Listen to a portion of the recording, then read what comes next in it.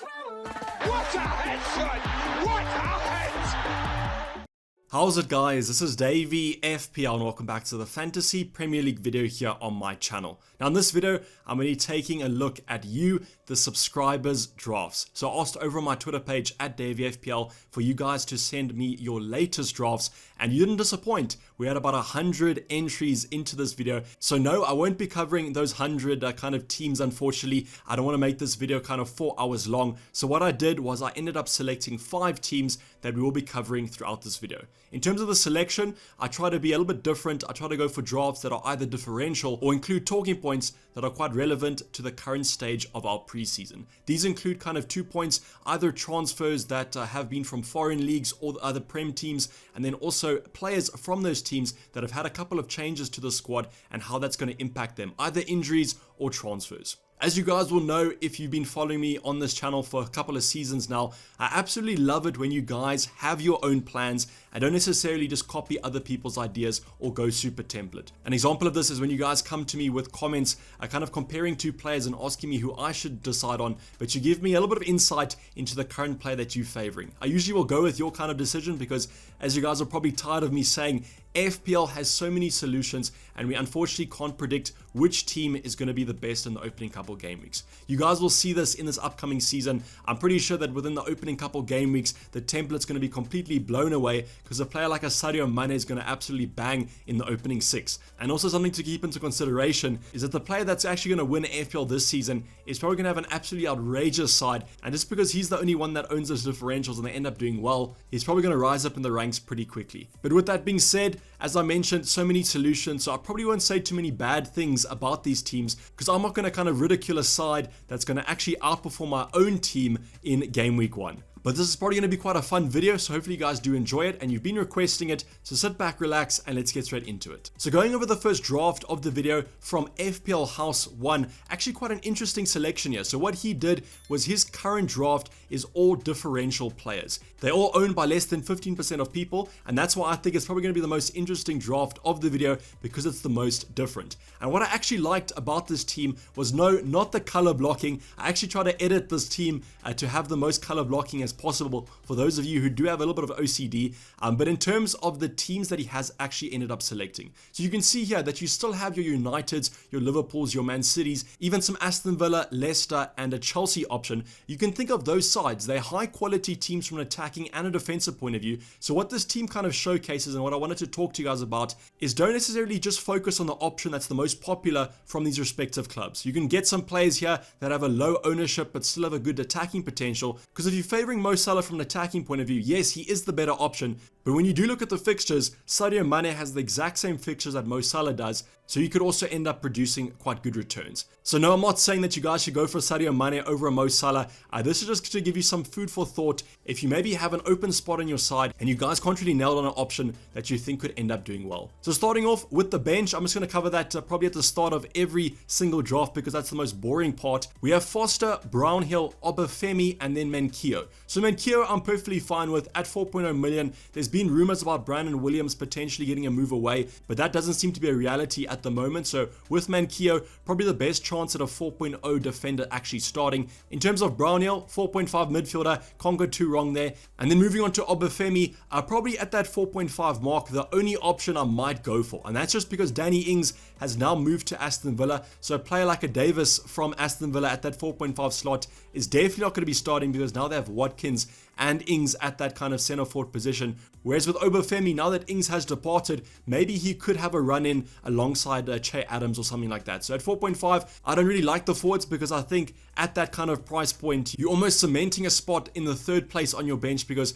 I don't think any of the 4.5s are going to start. Whereas a 4.5 midfield or defender, they have a high chance of starting over the forwards. But that's just something that you guys have to decide on your kind of formation, your price structure. And I think that's probably the only reason why I'm kind of leaning towards not going for a 2 up front. But starting off on the right hand or the red side of the team, we're going to start off with United. He's opted for Aaron Wan-Bissaka and Greenwood. Now the only thing I don't really like about Aaron Wan-Bissaka is that you have Luke Shaw at the exact same price point. I think Luke Shaw at that position, same price point, 100% the better option. The only thing about him was this kind of rib injury, but I'm expecting him to play in game week 1. So I don't really think I'll be looking at Aaron, because I just think that Luke Shaw is just such a better option. In terms of Greenwood, 100%, I'm perfectly fine with that option. At 7.5, gives you enough kind of wiggle room if you want to downgrade him, upgrade him after a couple of game weeks. When we see him drop to the bench, if maybe a Martial starts on the left, but maybe Greenwood could start up front with Cavani only kind of returning to training quite recently. So I don't think that he's going to be maybe starting that first game. Whereas I think Greenwood,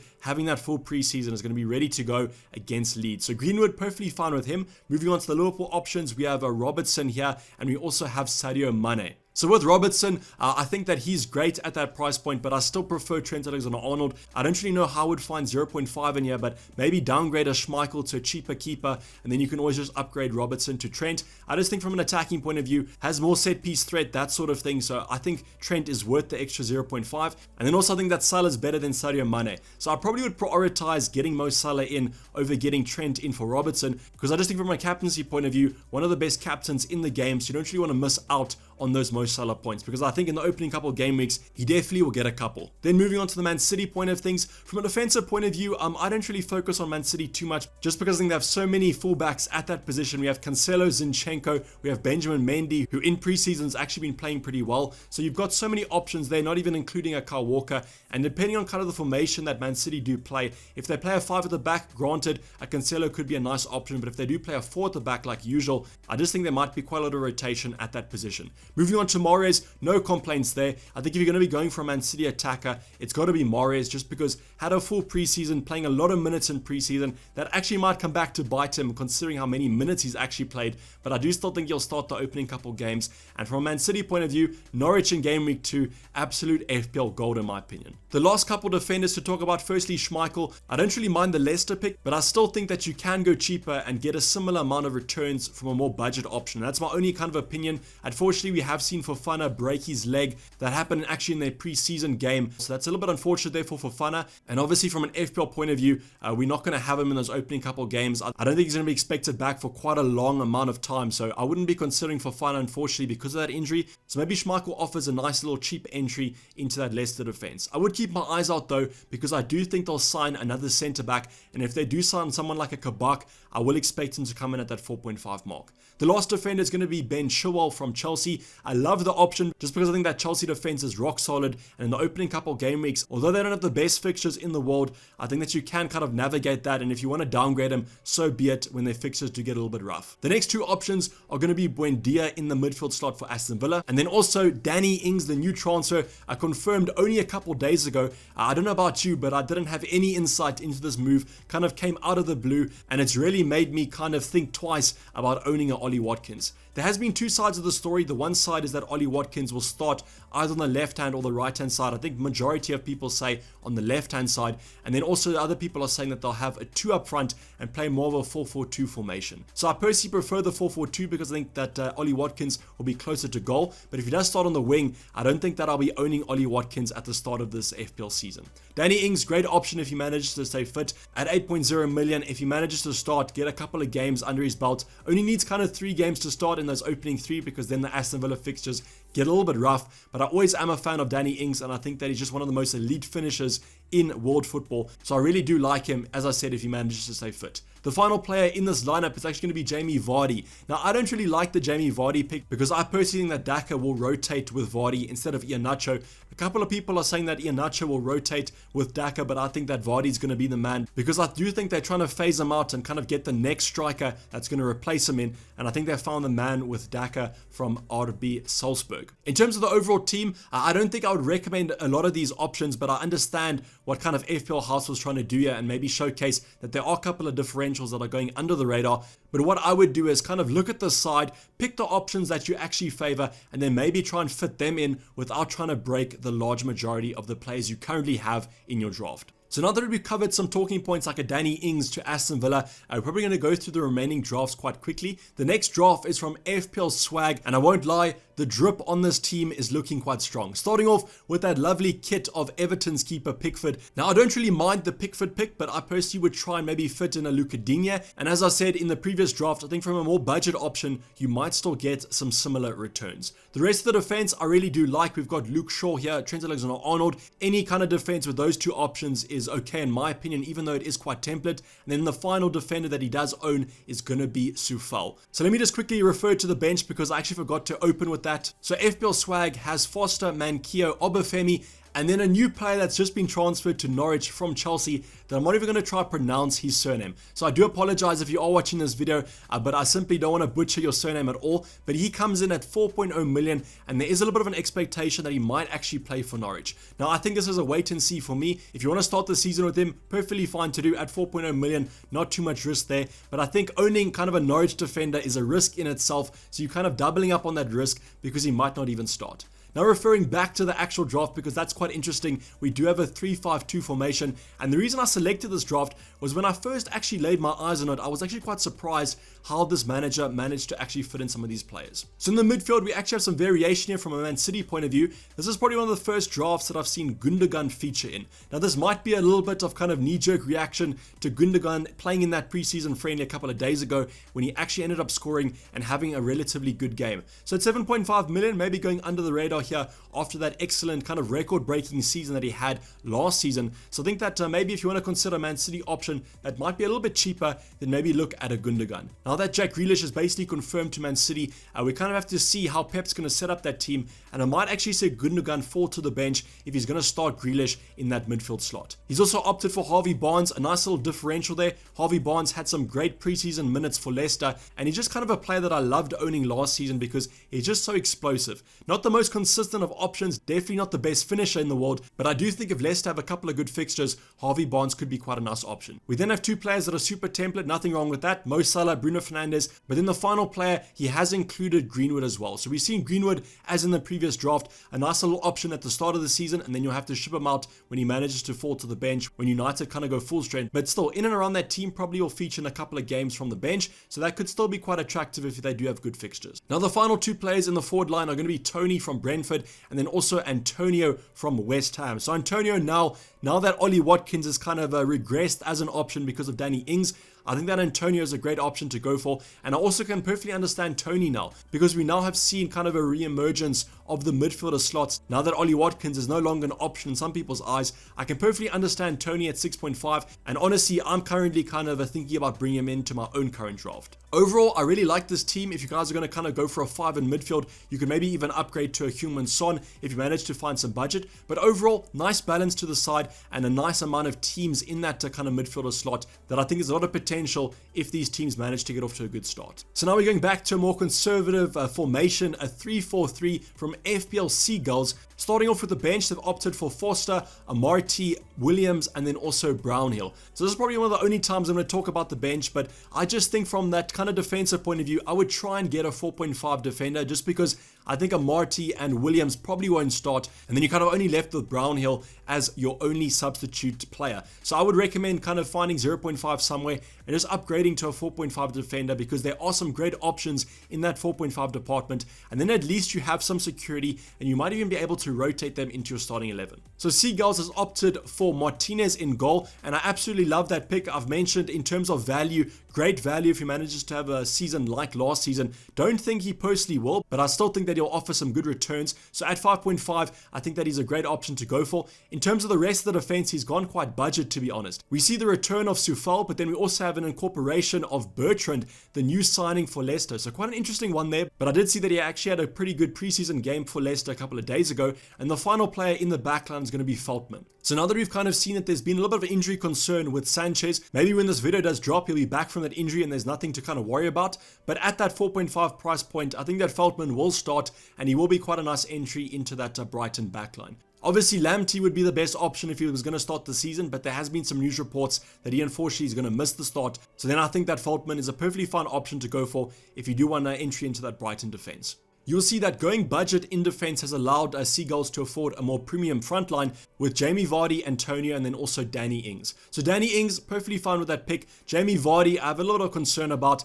Yes, he will probably start most games, but as I mentioned, I think that he will be rotated with Daka, just because I think that every season kind of goes on. He is getting a little bit older, and I think they will soon look to replace Jamie Vardy, unfortunately. Antonio, perfectly fine with that pick, as I mentioned. The midfield department is where things get a little bit more interesting. So we have a double up of the Liverpool attack with Sadio Mane and Mo Salah, and this kind of relates to the video I published a couple of days ago, which was titled The Bruno Draft, where I talked about kind of not owning Bruno Fernandes. So if you look at the opening couple fixtures for Liverpool versus United, yes, United still have some great fixtures, but I think that Liverpool's fixtures on paper look slightly better.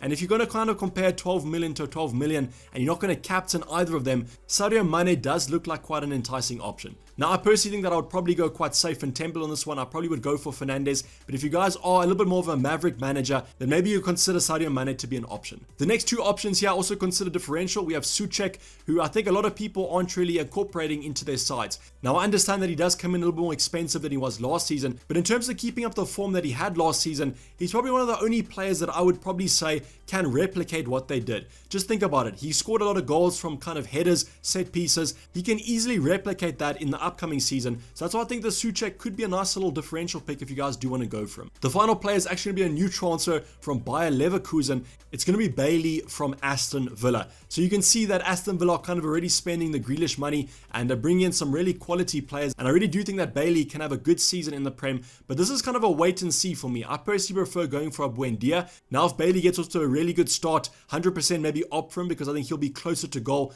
in that kind of right wing position. But I think that I would probably lead off this and just see how the first 3 game weeks go. Villa's fixtures then get quite tough, so then you can always transfer those players out, and maybe when the fixtures get better, you bring Bailey back in when he looks like he's on good form. I can't really say anything wrong about this draft, but I do think I'd probably prefer Fernandes over Sadio Mane, and there's a couple of striker options that I would probably downgrade so that I can afford Trent in the backline. So now moving on to the second last draft, and I'm not going to mention this FPL manager's name because I don't want my video to get demonetized, but we'll just call him FPL Green, and he's opted for a nice little 4-4-2 formation. Starting off with the bench, I really do like it. He's got Brownhill and Ayling as kind of coverage if he needs to sub them on, and then he's also gone for Davis from Aston Villa, but I think I'd personally prefer Obafemi just because of the reasons I mentioned earlier about now that they've signed Danny Ings. I don't think that Davis is going to get anywhere near that starting lineup. Going on to the starting 11, this was actually one of the drafts that I looked at that I was actually quite attracted to because I was thinking about Heung-min Son, how to kind of incorporate him into my own side, and I was generally struggling trying to fit Heung-min Son in my lineup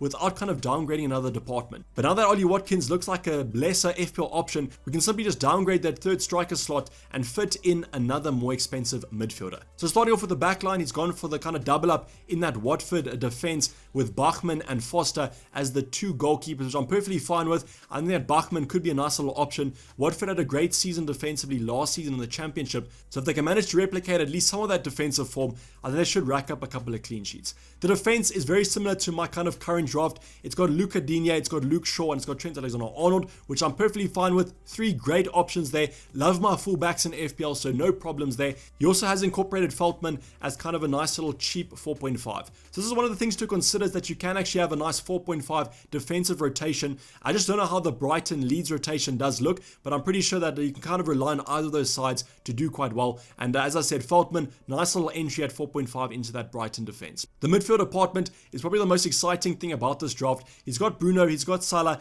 but then he has managed to incorporate Heung-min Son and then also Rafinha. So Rafinha is a nice little option if you guys want to kind of go for a set and forget midfielder. I personally would probably go for Aston Villa assets because those opening 3 look quite good, and then you can always just ship them out for those Leeds assets when the fixtures do get a little bit better in about game week 4. So that's my personal opinion, but I can understand if you guys don't want to kind of pencil in transfers at the start of the season. And then in the front line, he's gone for Ollie Watkins. I personally prefer Antonio at that 7.5 slot if you're kind of only going to go for one 7.5 striker. And then he has also incorporated Tony from Brentford because I guess you need a little bit of a cheaper striker if you're going to afford Heung-min Son in that midfield slot.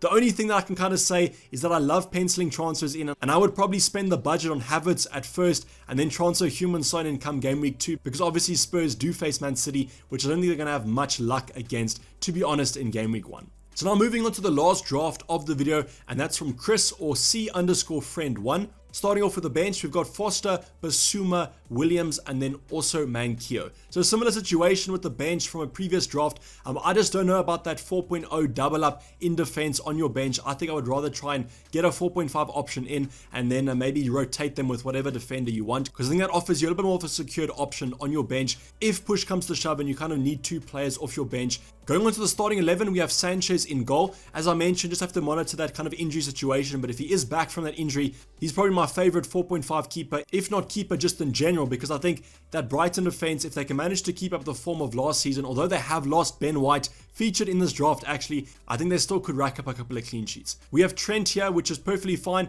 Also, as I mentioned, Ben White, which is perfectly fine in my opinion. We then have an interesting option with Ruben Diaz from Man City. And as with Chiwal, I'm perfectly fine if you guys want to go for kind of a Man City defender, because their defense is usually so rock solid. So if you want to go for a defender, I would probably recommend Ruben Diaz from Man City, because he is nailed in that lineup and you don't have to worry about any rotation like the fullbacks from Man City. The forward line is actually quite an interesting one, because we do have Havertz in here, like I kind of recommended instead of Heung-min Son, but I just don't know if Chris has enough value in the bank to upgrade Havertz to Son come game week 2. We then have Mo Salah, Bruno Fernandes, don't have to talk about them. The last midfield is also quite an interesting one. We have Ben Rama here from West Ham, transferred to West Ham last season, didn't have the best season to be honest, but I think now that he's kind of had a couple of minutes in the Prem under his belt, has looked really strong in preseason, and West Ham overall look like quite a quality side going into this new season. So I think that Ben Rama could be a nice little differential if you guys do want to go for him, and I think a little bit of a low risk one, because I think that West Ham's fixtures are good at the start, and I think that he will offer some FPL returns in the opening couple games. The front line, we have Wilson, the first draft of the video with Wilson in, but I can understand it at 7.5. If you don't want to go for an Ollie Watkins and Antonio, Newcastle's fixtures aren't the worst in the world, and Wilson's stats do kind of back him up to look like he's going to get a couple of goals in the opening couple of fixtures. So I personally prefer Antonio to Wilson, but I can understand if you don't want Watkins to go for Wilson. So that would be probably my recommendation of the draft, is downgrade Wilson to Antonio, just because I think that I trust West Ham a little bit more than I do Newcastle. Danny Ings is another popular player in a lot of people's drafts. I personally am not really looking at him, but I can understand if you guys are. So he's now another option around that 7.5 striker department that we have to kind of look at. And the final player is going to be Tony here, that a lot of people are actually focusing on now that Watkins has been reduced as an FPL option. But I really do like this draft. I would probably downgrade Diaz to a 5.5 and then upgrade one of your bench options, because I think that might be a more of a secured option going into the start of an FPL season. But overall, I like the Havertz pick. I think for game week 1, excellent. But then I would probably look at maybe taking him out, depending on how busy Chelsea are in the remainder of the transfer window. We do have Lukaku that's rumored to be joining them, so if that move does go through, I think that it does make Havertz a little bit less of a nice option, because I think that personally he might start at that kind of false 9 slot and rotate with Timo Werner throughout the season. So if he's not going to be out of position, obviously he's going to be less of an option in our FPL sides. But this is basically wrap the video, guys. Hopefully you did enjoy it. Please don't forget to like it if you did, and subscribe if you're new and have not subscribed yet. I really do apologize if I didn't manage to get your draft, and hopefully there's no hard feelings there and you don't dislike the video, but I still hope the video was quite informative and you guys managed to take away a couple of players that you might not be considering, or maybe you took away a draft that you're actually going to kind of use as a template and add your own flavor, your own spice to it for this upcoming game week 1 deadline. I'm signing off. It's been Dayvy FPL and I'm out. Cheers, bye.